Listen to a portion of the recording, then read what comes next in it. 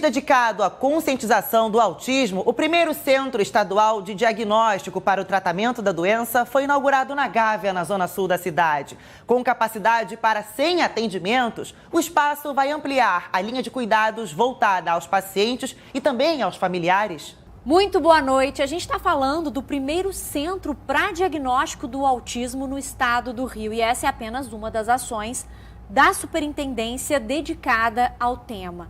A Michele Gitaí está aqui comigo para explicar um pouquinho sobre todas essas ações nesse mês tão importante para as famílias e para as pessoas que têm esse diagnóstico. Michele, muito obrigada pela sua participação. Obrigada a vocês. É um centro novo, sim, começou a funcionar por agora, mas eu já queria saber como que está sendo esse funcionamento, são quantos atendimentos por semana, que equipe atua no centro, conta para mim. Obrigada pelo convite, em nome da Secretaria de Saúde. Nós estamos muito felizes com esse primeiro momento da abertura do Centro Estadual de Diagnóstico para o transtorno do espectro autista. E nós já iniciamos, já trazendo as crianças para esse primeiro momento. Então, funcionando de que maneira? Nós temos, então, uma equipe multidisciplinar para receber as crianças e as famílias. Importante a gente falar, assim, eu estou até falando crianças, mas crianças, adolescentes, né? Pessoa com autismo, mas acolher essa família e acolher a todos, de forma que a consulta com a neuropediatra, com o neurologista, nutricionista, assistente social, seguindo um protocolo com as avaliações multidisciplinares. Por que o diagnóstico precoce é tão importante no caso do autismo e como que essas famílias podem começar a perceber os sinais, já que a gente fala tanto hoje em dia desse diagnóstico também? Verdade. Tem duas questões importantes, o diagnóstico precoce e agora o diagnóstico tardio, né? Que nós estamos vendo os adultos descobrindo e procurando as intervenções específicas e descobrindo o diagnóstico de TEA.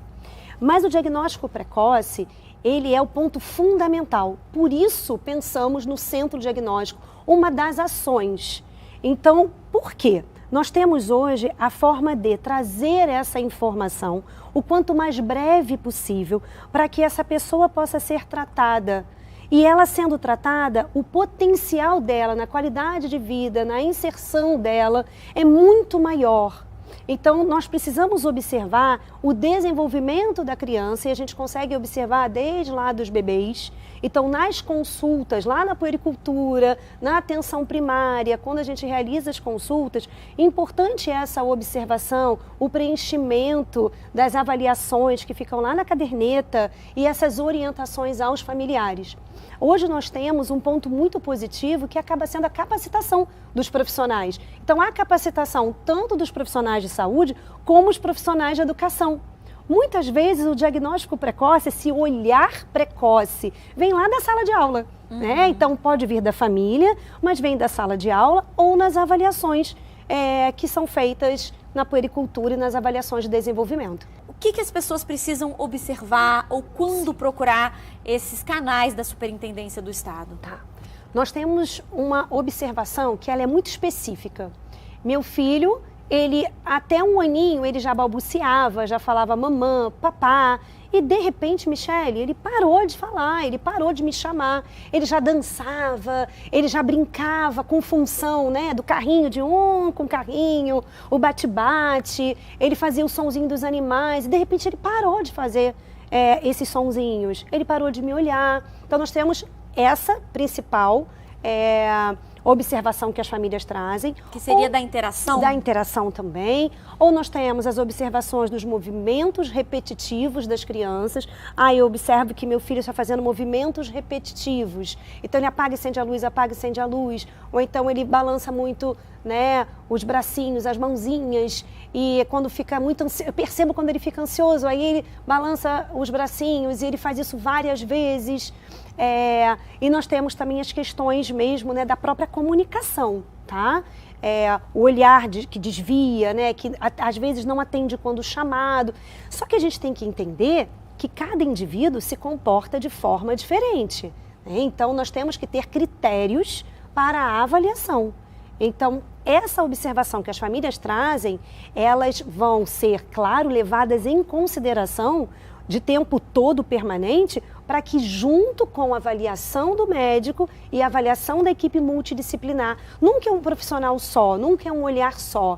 Então é uma equipe multidisciplinar junto com a família, para que a gente chegue realmente num diagnóstico preciso. E esse diagnóstico preciso que aponta para o autismo, ele é muito importante, porque a gente vê também muitas pessoas tendo diagnósticos confusos ou ainda Sim. não sabendo a causa de alguns Sim. comportamentos. Sim, nós temos hoje, e muitas vezes a gente observa até quando as crianças chegam para a gente com a hipótese diagnóstica de autismo.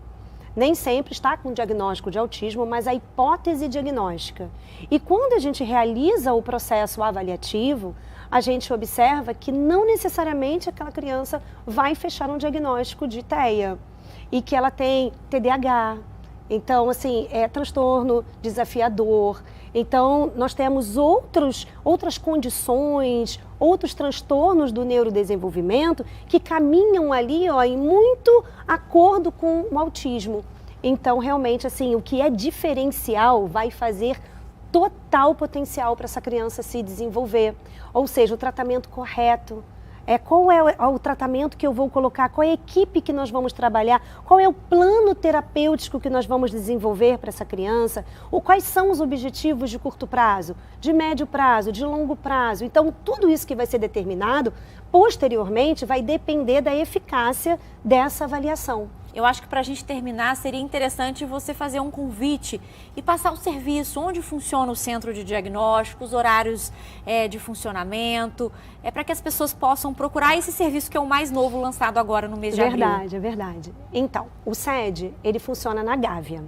Só que é importante a gente explicar que o SED, ele não é um equipamento de portas abertas. O que significa? Eu posso ir lá e inscrever o meu filho, né, para fazer o diagnóstico. Não funciona dessa forma. Funciona através da regulação, o Sistema Estadual de Regulação. Então, a criança dentro da regulação, ela já pode ser encaminhada ao centro de diagnóstico. Perfeito, muito obrigada pela participação. Nós que agradecemos. E por todas as informações. A gente está falando de uma população, na estimativa da ONU, de 70 milhões de pessoas com autismo, então é importante que todas as ações sejam planejadas e executadas para esse público aqui no nosso estado. É verdade, extremamente urgente, e nós agradecemos a iniciativa do governo e da Secretaria de Saúde, doutor Luizinho também. Então, juntos nós estamos trabalhando com as políticas públicas e o nome justamente é ação.